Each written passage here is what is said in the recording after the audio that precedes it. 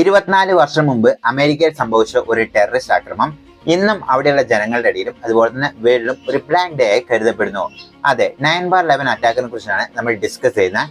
ഈ ഒരു അറ്റാക്കിനെ കുറിച്ച് കേൾക്കുമ്പോൾ ആൾക്കാർ വേൾഡ് ട്രേഡ് സെന്ററിലോട്ട് ഒരു വിമാനം ഇടിച്ചു തള്ളി ഒരു അറ്റാക്ക് നടന്നു എന്ന് മാത്രമോ പലർക്കും അറിയുള്ളൂ. എന്നാൽ ഇതിൽ സത്യാവസ്ഥ എന്താണെന്ന് വെച്ചാൽ അന്ന് മാത്രം ഏകദേശം 4 വിമാനങ്ങളാണ് ഹൈജാക്ക് ചെയ്ത് ഈ ഒരു അറ്റാക്ക് ചെയ്തത്. അത്രമാത്രം കൊടൂരമായ ഒരു ബ്ലാക്ക് ഡേ ആയിരുന്നു അമേരിക്കയിൽ അന്ന് സംഭവിച്ചത്.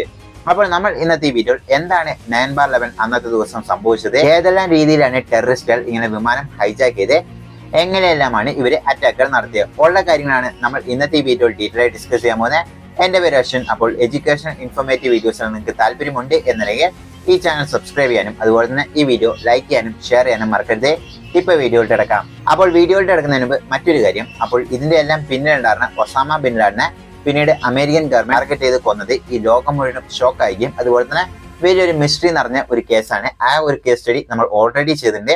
ആ വീഡിയോ കാണാത്തവർക്ക് താഴെ ലിങ്ക് കൊടുക്കാം, ചെക്ക് ചെയ്ത് നോക്കാം. ഇപ്പൊ വീഡിയോ എടുക്കാം. അപ്പോൾ 2001 സെപ്റ്റംബർ 11 രാവിലെ 7:59 അമേരിക്കയിലെ ബോസ്റ്റൺ എന്ന് പറയുന്ന സ്ഥലത്ത് നിന്ന് ഒരു എയർലൈൻ സ്റ്റാർട്ട് ചെയ്ത് പോകുന്നു. അപ്പോൾ അമേരിക്കയുടെ എയർലൈൻ ഫ്ലൈറ്റ് 11 എന്ന് പറയുന്ന ഈ വിമാനമാണ് ടേക്ക് ഓഫ് ചെയ്ത് പോകുന്നത്. ടേക്ക് ഓഫ് ചെയ്ത് വെറും 20 മിനിറ്റ് ആയി കഴിഞ്ഞപ്പോൾ തന്നെ ഈ ഒരു വിമാനം ഹൈജാക്ക് ചെയ്യപ്പെടുന്നു. അപ്പോൾ ഈ ഒരു വിമാനത്തിൽ മൊത്തം 76 പാസഞ്ചേഴ്സും 11 ക്രൂ മെമ്പേഴ്സുമാരും ടോട്ടൽ ആയിട്ട് ഉണ്ടായിരുന്നത്. പക്ഷേ ഈ 76 പാസഞ്ചേഴ്സിൽ 5 പേര് ഹൈജാക്കേഴ്സ് ആയിട്ടാണ് ഉള്ളിൽ കയറിയത്. അങ്ങനെ ഈ 5 ഹൈജാക്കേഴ്സ് ഈ പ്ലെയിനെ ഹൈജാക്ക് ചെയ്ത് ന്യൂയോർക്ക് സിറ്റിയിലോട്ട് ഡൈവേർട്ട് ചെയ്ത് വിടുന്നു. അങ്ങനെ അവർ കൺട്രോൾ എടുത്തതിനു ശേഷം രാവിലെ 8:46 ആയി കഴിഞ്ഞപ്പോൾ അമേരിക്കയിലെ വേൾഡ് ട്രേഡ് സെന്ററിന്റെ നോർത്തൺ ടവറിലോട്ട് ഈ വിമാനം ഇടിച്ചു കയറുന്നു. 93 to 99 എന്ന് പറയുന്ന ഈ ഒരു നിലകളുടെ ഇടയിലാണ് ഈ വിമാനം ഇടിച്ചു കയറുന്നതും. അതിൽ ഇൻസ്റ്റന്റ് ആയിട്ട് ഏകദേശം 100 പേരോളം ഓൺ ദ സ്പോട്ട് മരണപ്പെടുകയും അതുപോലെ തന്നെ 100ലും അധികം ആൾക്കാർക്ക് ഇഞ്ചുറി ആകുകയും ചെയ്തു. അപ്പോൾ ആദ്യം ഇങ്ങനെ ഒരു ഇൻഫർമേഷൻ വന്നു കഴിഞ്ഞപ്പോൾ FBI അതുപോലെ തന്നെ അവിടെയുള്ള ജനങ്ങളെല്ലാം വിചാരിച്ചത് ഇതൊരു പ്ലെയിൻ ക്രാഷ് ആണ്, ഒരു ആക്സിഡന്റ് എന്ന് വിചാരിച്ചുകൊണ്ട് അവരെല്ലാം തന്നെ അവിടെ വരികയും ഫയർ ആൻഡ് റെസ്ക്യൂ ഓപ്പറേഷൻ എല്ലാം തന്നെ നടത്തുകയായിരുന്നു ഉണ്ടായിരുന്നത്. പിന്നീട് അതേ ദിവസം 9:03 ആയി കഴിഞ്ഞപ്പോൾ തന്നെ അമേരിക്കയുടെ എയർലൈൻ ഫ്ലൈറ്റ് 175 എന്ന് പറയുന്ന ആ ഒരു വിമാനം, അതായത് ഈ വേൾഡ് ട്രേഡ് സെന്ററിന്റെ നോർത്തൺ ബിൽഡിംഗിലോട്ട് ഇടിച്ചു കയറുന്നു. അപ്പോൾ ഈ ഒരു വിമാനം 77 to 87 എന്ന് പറയുന്ന ഈ നിലകളുടെ ഇടയിലാണ് ഈ ഒരു അറ്റാക്ക് നടക്കുന്നതും. അപ്പോൾ ഈ ഒരു അറ്റാക്കും കൂടെ സംഭവിച്ചു കഴിഞ്ഞപ്പോൾ തന്നെ അമേരിക്കയ്ക്ക് മനസ്സിലായി, അതായത് ഇത് ഡയറക്റ്റ് ആയിട്ട് ആക്സിഡന്റ് സംഭവിച്ചതല്ല, ഇതിന്റെ പിന്നിൽ ടെററിസ്റ്റ് ആണെന്ന് അറിഞ്ഞു. അപ്പോഴത്തെ അമേരിക്കൻ പ്രസിഡന്റ് ജോർജ് ബുഷ് ആയിരുന്നു. അപ്പോൾ ജോർജ് ബുഷ് ഫ്ലോറിഡയിൽ അതായത് കുട്ടികളുമായിട്ട് ഇന്ററാക്ഷൻ സെക്ഷൻ നടത്തിക്കൊണ്ടിരിക്കുകയായിരുന്നു.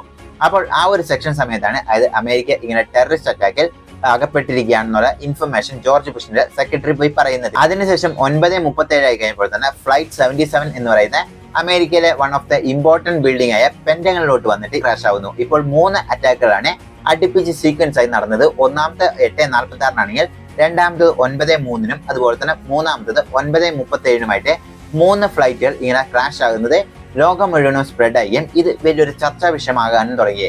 അതായത് ഇത്രമാത്രം സെക്യൂരിറ്റി ബ്രീച്ച് ആണോ അമേരിക്കയിൽ ഉള്ളത് എന്ന് പറയുന്ന വിമർശനവും ലോകം മുഴുവനും ഉയർന്നു വരാൻ തുടങ്ങി. അങ്ങനെ 9:59 ആയി കഴിഞ്ഞപ്പോൾ തന്നെ 56 മിനിറ്റോളം, അതായത് ഈ ഒരു ട്വിൻ ടവർ അറ്റാക്കിൽ ഈ 56 മിനിറ്റോളം ഇത് നിന്ന് കത്തിക്കൊണ്ട് തന്നെ അതായത് ഈ വേൾഡ് ട്രേഡ് സെന്ററിന്റെ സദേൺ ബിൽഡിംഗ് ഫുൾ ആയിട്ടും കൊളാപ്സ് ചെയ്ത് താഴോട്ട് വരുന്നു. അങ്ങനെ ഇത് ഫുൾ ആയും കൊളാപ്സ് ചെയ്ത് താഴെ വന്നു കഴിഞ്ഞപ്പോൾ അവിടെ ചുറ്റും അതായത് ഇത് കാണാനും അതുപോലെ തന്നെ സറൗണ്ടിങ് ആയി നിന്ന് മീഡിയ പല ആൾക്കാരും മരണപ്പെടുന്നു. പിന്നെയും ഏകദേശം 100 കണക്കിന് ആൾക്കാരാണ് ബിൽഡിംഗ് കൊളാപ്സ് ആയപ്പോൾ മരണപ്പെട്ടെ എന്നാണ് പറയുന്നത്. അങ്ങനെ രാവിലെ 10:03 ആയി കഴിഞ്ഞപ്പോൾ തന്നെ മറ്റൊരു ഷോക്കിംഗ് ഇൻഫർമേഷനും കൂടെ വരുന്നു. അതായത് അമേരിക്കയിലെ ഫ്ലൈറ്റ് 93 എന്ന് പറയുന്ന മറ്റൊരു ഫ്ലൈറ്റും കൂടെ അതായത് ഈ ഹൈജാക്ക് ചെയ്തിരിക്കുന്നു എന്ന് പറയുന്ന ഒരു ഇൻഫർമേഷൻ വന്നു. പക്ഷെ 10:03 ആയി കഴിഞ്ഞപ്പോൾ തന്നെ ഏകദേശം ഈ ഇൻഫർമേഷൻ എല്ലാം തന്നെ വേൾഡ് മൊത്തം സ്പ്രെഡ് ആയതുകൊണ്ട് തന്നെ അതുപോലെ തന്നെ മറ്റ് ഫ്ലൈറ്റ് 93 എന്ന് പറയുന്ന ആ ഒരു ഫ്ലൈറ്റ് ഹൈജാക്ക് ചെയ്തു എന്നറിഞ്ഞപ്പോൾ അതിൻ്റെ ഉള്ളിലുള്ള ആൾക്കാരെല്ലാം തന്നെ മൊബൈൽ സ്വിച്ച് ഓൺ ചെയ്യാനും ഇൻഫർമേഷൻ എല്ലാം തന്നെ സ്പ്രെഡ് ആക്കാനും ശ്രമിച്ചു. അപ്പോഴാണ് അവർക്ക് ഷോക്കിംഗ് ആയ ഇൻഫർമേഷൻ കിട്ടിയത്. അതായത് ഓൾറെഡി അമേരിക്കയിൽ 3 അറ്റാക്കുകൾ നടന്നു എന്നുള്ള കാര്യം അവർക്ക് വ്യക്തമായി. ഇതുകൊണ്ട് എന്താ സംഭവിച്ചതെന്ന് വെച്ചാൽ അതായത് ഈ ഒരു ഫ്ലൈറ്റും കൂടെ ന്യൂയോർക്കിലോട്ടാണ് വന്നുകൊണ്ടിരിക്കുന്നത്. അപ്പോൾ ന്യൂയോർക്കിൽ മറ്റ് ഇമ്പോർട്ടന്റ് 2 ബിൽഡിംഗും കൂടിയുണ്ട്. ഒന്ന് വന്നിട്ട് വൈറ്റ് ഹൗസും അതുപോലെ തന്നെ ഫെഡിന്റെ ഡിസിഷൻ എല്ലാം എടുക്കുന്ന അവരുടെ ആ ഒരു ഓഫീസും കൂടിയാണ് ഇനി പ്രധാനമായിട്ടും ഉള്ളത്. അപ്പോൾ ഈ 2 ബിൽഡിങ്ങിൽ ഏതായിരിക്കും ലക്ഷ്യമിടുക എന്നുള്ള സംശയം എല്ലാവർക്കും ഉണ്ടായിരുന്നു. പക്ഷെ ആ ഫ്ലൈറ്റിലുള്ള ആൾക്കാരെല്ലാം തന്നെ ഈ ഇൻഫർമേഷൻ അവർക്ക് കിട്ടിക്കഴിഞ്ഞപ്പോൾ അവര് എങ്ങനെയും അതായത് ഈ ഫ്ലൈറ്റിനെ മൊത്തമായിട്ടും അവരുടെ കൺട്രോൾ എടുക്കണം എന്ന് വിചാരിച്ചുകൊണ്ട് അവര് അതിൻ്റെ ഉള്ളിൽ കുറെ പ്രശ്നങ്ങൾ ഉണ്ടാക്കുകയും അതുപോലെ തന്നെ പല ഇൻഫർമേഷനുകളും അത് ഗ്രൗണ്ട് ഫ്ലോറിലോട്ട് ഷെയർ ചെയ്യുകയും ചെയ്തു. ഇതുകൊണ്ട് എന്താ ചെയ്തതെന്ന് വെച്ചാൽ അതായത് ഈ ഒരു ഫ്ലൈറ്റ് ഹൈജാക്കേഴ്സ് വിചാരിച്ച പോലെ തന്നെ ക്രാഷ് ലാൻഡ് ചെയ്യാൻ പറ്റിയില്ല.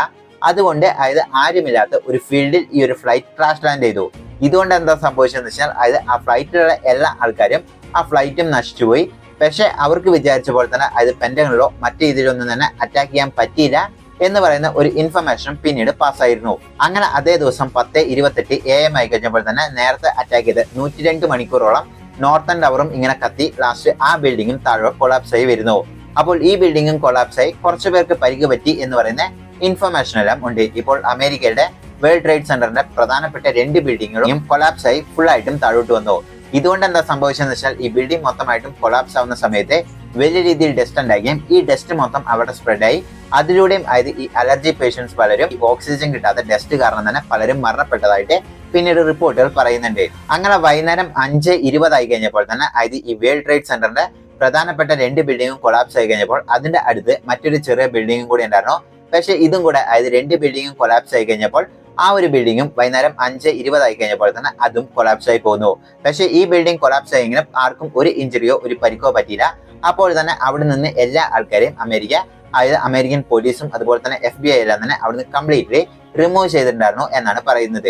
അങ്ങനെ രാത്രി 8:30 ആയി കഴിഞ്ഞപ്പോൾ തന്നെ അമേരിക്കൻ പ്രസിഡന്റായ ജോർജ് ബുഷ് ഇതിന്റെ എല്ലാം തന്നെ ഇൻഫർമേഷൻ കളക്ട് ചെയ്ത് അവിടെയുള്ള ആൾക്കാരെ അഡ്രസ് ചെയ്തു. അപ്പോൾ ഈ ഒരു അഡ്രസ് സമയത്ത് അദ്ദേഹം പറഞ്ഞു അതായത് ഈ ഒരു ഇൻഫർമേഷൻ എല്ലാം കളക്ട് ചെയ്തതിനു ശേഷം ഒരു ടെററിസ്റ്റ് അറ്റാക്ക് ആണ് സംഭവിച്ചത്, അൽഖ്വയ്ദയാണ് ഇതിന്റെ പിന്നിൽ എന്നുള്ള സംശയങ്ങളും ഉള്ള രീതിയെല്ലാം തന്നെ അദ്ദേഹം വെളിപ്പെടുത്തി. അത് മാത്രമല്ല ഈ ഒരു അറ്റാക്കിൽ ഏകദേശം 2977 പേരോട് മരണപ്പെട്ടു എന്ന് പറയുന്ന ഷോക്കിംഗ് ഇൻഫർമേഷൻ റിവീൽ ചെയ്യുന്നു. അത് മാത്രമല്ല ഈ 2977 പേര് മരണപ്പെടുന്ന ഡയറക്റ്റ് അറ്റാക്കിലൂടെയാണ്. പക്ഷെ ഇങ്ങനെ കൊളാപ്സ് ആയപ്പോഴും അതുപോലെ തന്നെ ഇങ്ങനെ ഫയർ ഇടാൻ കാരണം കൊണ്ട് പലർക്കും അതായത് പിന്നീട് രോഗം വന്ന് മരണപ്പെട്ട റിപ്പോർട്ടുകളും പിന്നീട് പല ഇൻഫർമേഷനുകളും പുറത്തു വന്നിട്ടുമുണ്ട്. അപ്പോൾ ടോട്ടൽ നോക്കുകയാണെങ്കിൽ ഏകദേശം 3000 അധികം ആൾക്കാരെ മരണപ്പെട്ടതായിട്ടാണ് പിന്നീട് റിപ്പോർട്ടുകൾ പറയുന്നത്. അപ്പോൾ അമേരിക്ക ഇതിൽ ഇൻവെസ്റ്റിഗേറ്റ് ചെയ്ത് അമേരിക്ക പറഞ്ഞത് അതായത് ഇതിന്റെ പിന്നിൽ ഒസാമ ബിൻ ലാഡനും അദ്ദേഹത്തിന്റെ അതായത് ടെററിസ്റ്റ് ഗ്രൂപ്പായ അൽഖ്വയ്ദയുമാണെന്ന് പറഞ്ഞു. പക്ഷെ ആദ്യ കാലഘട്ടങ്ങൾ അതായത് അൽഖ്വയ്ദയും അതുപോലെ തന്നെ ഒസാമ ബിൻ ലാഡനും ഇത് അക്സെപ്റ്റ് ചെയ്യാൻ റെഡി ആയില്ല. പക്ഷെ 2004 അദ്ദേഹം ഓപ്പൺ സ്പീച്ചിൽ അദ്ദേഹം ഇത് അക്സെപ്റ്റ് ചെയ്യുന്നു. അതായത് ഇതിന്റെ പിന്നിലുള്ള അറ്റാക്കിന് ഞങ്ങളാണ് പൂർണ്ണ കാരണം, അതായത് ഞങ്ങൾ ഇതിനെ അക്സെപ്റ്റ് ചെയ്യുന്നു എന്ന് പറഞ്ഞിട്ട് ഒസാമ ബിൻ ലാഡൻ ഇതിനെ അക്സെപ്റ്റ് ചെയ്യുന്നു. അതിനുശേഷം അതായത് അമേരിക്കയിലുള്ള ജനങ്ങൾക്ക് എല്ലാവർക്കും തന്നെ എങ്ങനെയും ഒസാമ ബിൻ ലാഡനെയും അൽഖ്വയ്ദയെയും ഇല്ലാണ്ടാക്കണം എന്നുള്ളൊരു ദേഷ്യവും വാശിയും വന്നു. അതുപോലെ തന്നെ പലരും ഇത് അമേരിക്ക തന്നെ ചെയ്ത അറ്റാക്കുകളാണ് ഇന്നും അമേരിക്കയിൽ വിശ്വസിക്കുന്ന ഒരു നല്ല ഭൂരിഭാഗം ആൾക്കാരുമുണ്ട്. അപ്പോൾ അങ്ങനെ ഉണ്ടാവുകയും പിന്നീട് അമേരിക്കൻ ഗവൺമെന്റും അതുപോലെ തന്നെ FBI എല്ലാം ചേർന്നിട്ട് ഒസാമ ബിൻ ലാഡനെ എക്സിക്യൂട്ട് ചെയ്യുകയായിരുന്നു ഉണ്ടായിരുന്നത്.